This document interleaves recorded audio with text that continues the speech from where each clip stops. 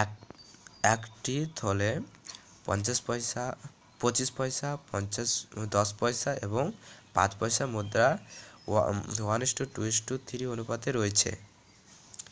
যদি ওই থলের মুদ্রার কত টাকা টোটাল মুদ্রা 30 টাকা হয়, তবে থলে 5 পয়সার মুদ্রা কত? তাহলে 25 পয়সার মুদ্রা কটা আছে? একটা, তাহলে এখানে লিখব 25 যোগ 10 পয়সার মুদ্রা কটা আছে? দুটো, তাহলে 10 পয়সার মুদ্রার মূল্য কত হবে? 20 পয়সা। আর 5 পয়সার মুদ্রা কটা আছে? তিনটে, 3 5 15। তাহলে টোটাল কত পয়সা হচ্ছে? 25, 45, 45, 50, 60। টোটাল কত হচ্ছে? 60 পয়সা। তাহলে একবার ফেলছে কত? 60 পয়সা। টোটাল কতবার ফেলবে? 30 টাকা। একবার ফেলে কত হচ্ছে? 60 পয়সা। তাহলে 30 টাকায় কত হবে? তাহলে 30 টাকা সমান 3000 পয়সা। 3000 পয়সা বাই 60 পয়সা, 5 6 30, তাহলে 50। তাহলে 50 বার ফেলবে। এবার বলেছে 50 বারের মধ্যে কি বলেছে?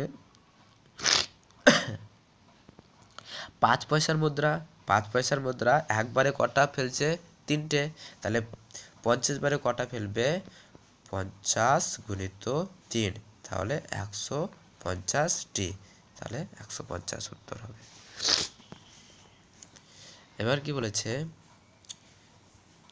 যদি xy প্লাস 7y = 84 হয়, তবে x প্লাস 7 = 3 হয়, তবে y এর মান কত? তাহলে এই দুটো থেকে y কমন নিয়ে নেব, বাকি থাকছে x প্লাস 7।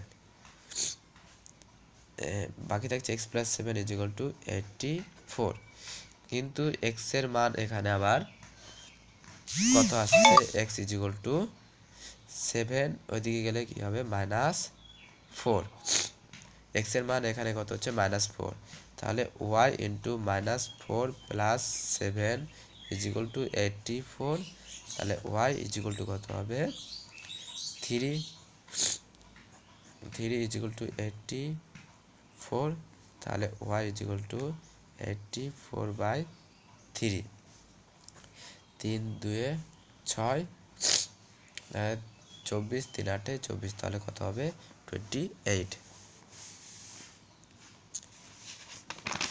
এবার নেক্সট কোশ্চেন দেখে নিই।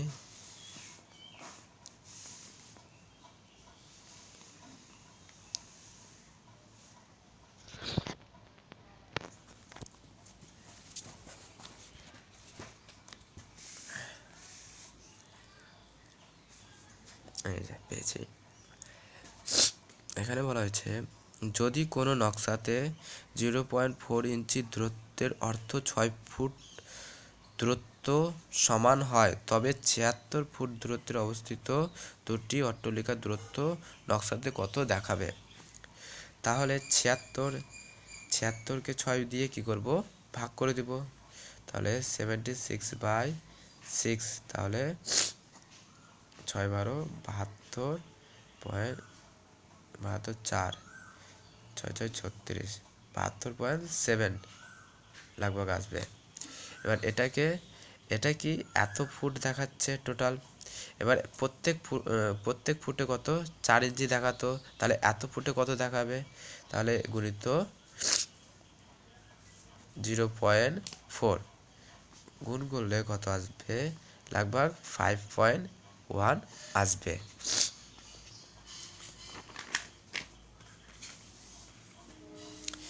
এবার যদি 2t + 3t = 4t + 6t - 10 হয়, তবে t এর মান কত? তাহলে এখানে কত আছে? 3 2 5t, আর এখানে 6 4 10 = 10t - 10। তাহলে এটা এদিকে এলে পরে প্লাস হয়ে যাবে, আর এটা এদিকে গেলে মাইনাস হয়ে যাবে। তাহলে 10 = 10t - 5t, তাহলে কি হবে? 5t। তাহলে t = কত হয়ে যাবে? 5 এখানে চলে আসবে ভাগ, তাহলে 2। তাহলে t = কত আসবে? 2। এবার বলেছে রাকেশের শ্রেণীতে তার অবস্থানের ওপর দিক থেকে নবমে এবং নিচের দিক থেকে কত 38।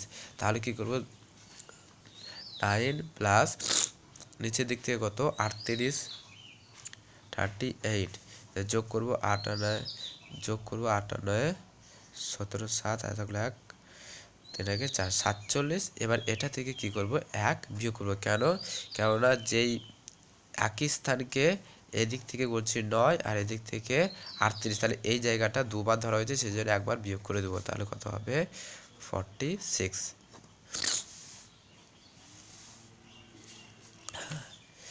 এবার বলেছে যদি কোনো সংখ্যার 4-এর 5 অংশের 3-এর 4 অংশ 1-এর 2 অংশের সমান হয় তবে সংখ্যাটি কত? তাহলে কোনো সংখ্যার 4-এর 5 অংশ কত হবে 4-এর 5 হবে। এবার এর বলেছে কত অংশ 3-এর 4 অংশ সমান বলেছে 1-এর 2 অংশের সমান, তাহলে 4 4 কেটে গেল 5-এর 3 অংশ সমান 1-এর 2 অংশ, তাহলে 1 অংশ কত হয়ে যাবে 1 অংশ সমান কত হয়ে যাবে 5 আছে সমান ওইদিকে গেলে উপরে চলে যাবে 5/2 আর এখানে 3 আছে 3 নিচে চলে আসবে 3, তাহলে কত হবে 5-এর 6। তাহলে অ্যান্সার হবে 5-এর 6। এবার বলেছে একটি পরীক্ষায় 9 জন ছাত্রের প্রাপ্ত গড় নম্বর কত 86। তাহলে মোট নম্বর কত হবে 9 গুণিত 86 হবে। এবার যদি তাদের মধ্যে 4 জন ছাত্রের প্রাপ্ত বয়সের গড় কত হবে 81 হয় তবে বাকি 5 জনের প্রাপ্ত গড় কত? তাহলে 9 জনের আর এদিকে 4 জন, তাহলে কি করবে এটা যোগ করে দেব। তাহলে 4 জনের প্রাপ্তবয়স্কের গড় কত হবে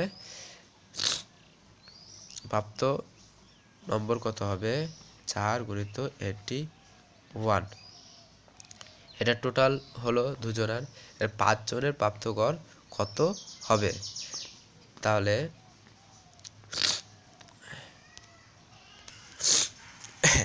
সরি বন্ধু, এখানে বলা হয়েছে 9 জনের আর পরে বলা হয়েছে 4 জনের, তাহলে 9 জন থেকে 4 জন বাদ দিব, এখানে কি করব বিয়োগ এই দুটো থেকে কি 9 কমন নিব, তাহলে এখানে থাকছে 86 আর মাইনাস 9 নং 81 4 নং 36, এখানে থাকছে 36। এটা কি থাকছে 5 জনার, তাহলে ডিভাইডেড 5 করে দেব is equal to 9 into তাহলে এখানে কত 50/5 5 10 50, তাহলে কত আসবে 9 10 90 90।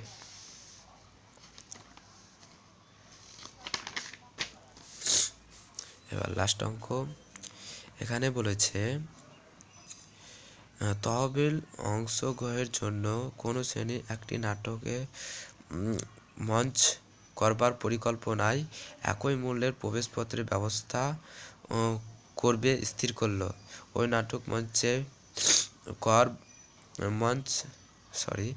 নাটক মঞ্চস্থ করবার ব্যয় ভার ছিল কত টাকা 700 টাকা, তাহলে খরচা হয়েছে কত 700 টাকা আর লাভ হয়েছে কত 1100 টাকা।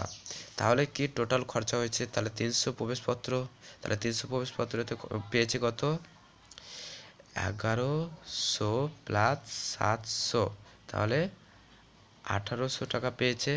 কত 300 প্রবেশপত্র বিক্রি করে বাই 300 3 6 18, তাহলে কত হলো যে একটা টিকিটের মূল্য কত রেখেছে 6 টাকা।